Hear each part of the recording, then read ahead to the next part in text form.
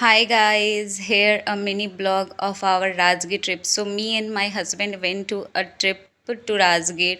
हम लोगों ने अपना बुकिंग कर रखा था एक ट्रैवल एजेंट के थ्रू. उसका साइट्स और लिंक मैं डिस्क्रिप्शन में मेंशन कर दूंगी, जो कि हम लोग को पटना से रिसीव करने वाले थे. और 3 डेज़ के साइट सीइंग वगैरह थे और होटल्स बुकिंग कैब इंक्लूडेड था. सब कुछ except breakfast, lunch and dinner वो आपको अपने पैसे से करनी थी. बाकी एवरीथिंग वाज इंक्लूडेड. पेट्रोल का भी आपको नहीं पे करना था. So first place we went to this Sanchi Stupa, and trust me guys, the view was so iconic. And can you believe it is in Bihar? Like, it is in Bihar.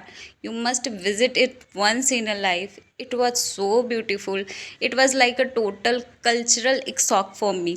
बहुत ही सुंदर view आ रहे थे. And this is the Sanchi stupa and this is the sunset view. उसके बाद हम लोगों ने किया हमारा ropeway ride. I did it for the first time and I actually liked it. मतलब पहले मैं थोड़ा सा डर रही थी कि कैसे हो गया, बिकॉज नीचे बहुत सारे जंगल थे, सिर्फ जंगल थे. और बहुत ऊंचे से हम लोग को ले जा रहे थे. एलिवेटर्स वगैरह ख़राब हो जाते हैं, मैंने ऐसा सुना था, देखा भी था.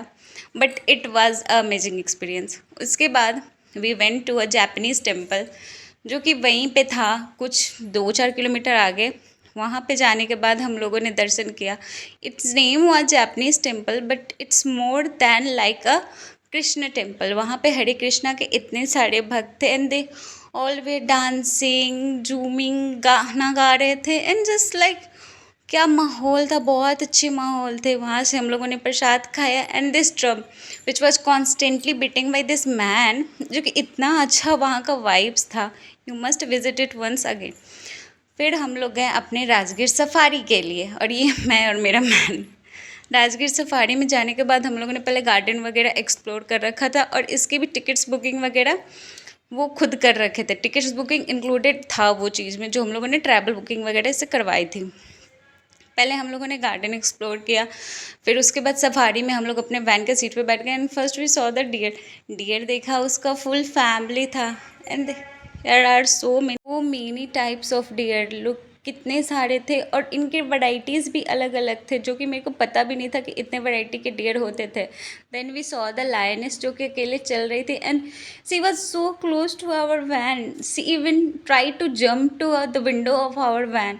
इट्स मस्ट रिस्की, बस एक बार एक्सपीरियंस करना तो बनता है. और वो लाइनें जा रही थी अपने लाइन के साथ, और मैं बस वही देख रही थी कि वो जंगल में जा रही है. उसके बाद हम लोग देखे 2 लाइनों का झगड़ा. ट्रस्ट भी गाइस, 2 लाइन्स थे. हम लोग के आगे वाले वैन के साथ वो जा रहे थे. And they both where fighting. Just look at them. धीरे धीरे चलते थे और फिर फाइट करते थे. और एक तो इतने तेज भागा वैन के पीछे. वैन वाले ने फट से भगाया, क्योंकि आप नहीं रुक सकते वहाँ पे. और वहाँ पे जब आप वैन में बैठोगे तो आपको इंस्ट्रक्शन भी दिए जाते हैं क्लियर, कि आप वहाँ पे विंडो से एकदम क्लोज होके नहीं बैठ सकते. फ़ोटोज़ वगैरह भी उतने अलाउड नहीं थे.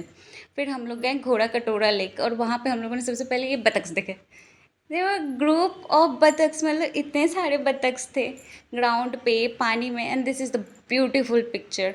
घोड़ा कटोरा लेक हिस्टोरिकली बहुत इम्पोर्टेंस है उसका. 3 माउंटेन से वो घेरा हुआ है. कहते थे कि राजा के जो रहते थे घोड़ा वगैरह, वो यहीं पे पानी पीने आते थे. तो इट साउंड्स लाइक घोड़ा कटोरा, घोड़ों का कटोरा जिसमें पानी रहता था. फिर हम लोग गए बौद्ध धर्म के टेम्पल में. वहाँ पे बुद्ध की बहुत अच्छे अच्छे से मूर्तियाँ लगी हुई थी. उनका लाइफ पूरा डिपिक्ट किया गया था, from childhood to his marriage to his everything death.